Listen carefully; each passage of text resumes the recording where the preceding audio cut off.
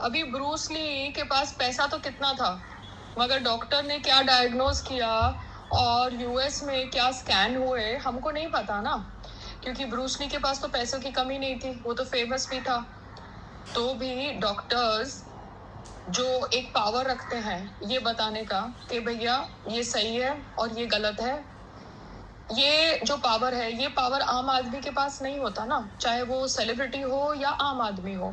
तो डॉक्टर का तो अलग ही जोन है, तो डॉक्टर की ईगो को हर्ट करो तो डॉक्टर को तो बहुत बुरा लगता है, आप समझते हो, क्योंकि doctors think that they are equivalent to God. अब ब्रूस ली के साथ क्या हुआ हमको क्या पता, क्योंकि ब्रूस ली के साथ जो भी हुआ सुशांत सिंह राजपूत के डेथ की तरह उसकी डेथ को मतलब मीडिया में इतना नहीं उछाला गया, ठीक है, but we don't know what actually happened with him and how he died, what was his diagnosis, and this happened not in some chota sa hospital in Bharat, it happened in US, okay, with all the latest technology at that time. So we need to use our head whenever we are dealing with anybody, whether it be doctors or whether it be just normal people or professionals that we meet in our life, चाहे वो हमें गाना सिखाने वाले ही क्यों ना हो या एक्टिंग कराने वाले ही क्यों ना हो, we need to use our head what is right and what is wrong. How is our body reacting to symptoms? We can't just blindly trust anybody, you know. So that is why I always say try to be safe, use your head, that's about it.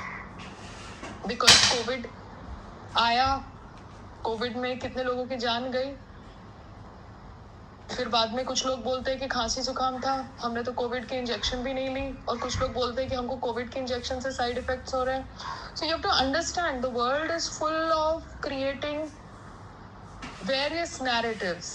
You have to understand which narrative to believe, because we are in a very different time of social media, misleading information in the name of awareness, and ideology clash.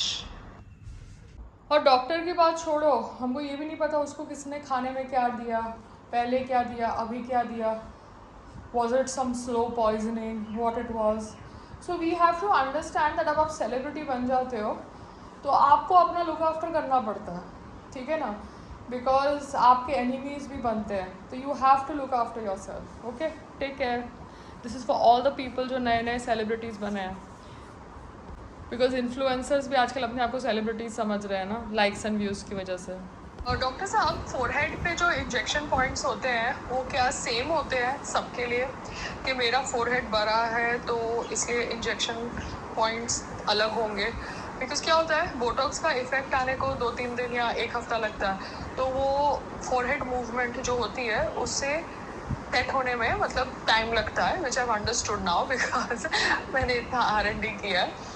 So just explain me today कि ये forehead के जो भी injection points है उनका positioning movement के हिसाब से सेम रहेगा मेरा कि बाकी लोगों के साथ, कि मेरा अलग होगा, बिकॉज मेरा फोरहेड अलग है, मेरा फेस स्ट्रक्चर अलग है, you know, that's the thing.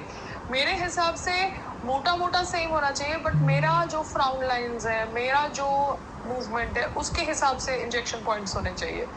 Because एक कोई डॉक्टर थी मेटामॉर्फोसिस में, कोई लेडी डॉक्टर थी, she could not understand my injection points and उसने गड़बड़ करी, बट मैं कोई शूट नहीं कर रही थी, तो वो मैंने यू नो बैठने दिया, आई थिंक 6 महीने पहले या 4 महीने पहले. So I don't want to like target her, because बेचारी you know she is a doctor and she is trying to grow and become something. तो यही है कि वो इंजेक्शन पॉइंट्स का आप मुझे आज बता देना प्लीज़, सो दैट मुझे एटलीस्ट पता हो कि मेरे इंजेक्शन पॉइंट्स कहाँ हैं, बिकॉज मैं डॉक्टर नहीं हूँ, बट एटलीस्ट मैं अपने बारे में जानना चाहती हूँ, अपने फेस के बारे में. Thank you.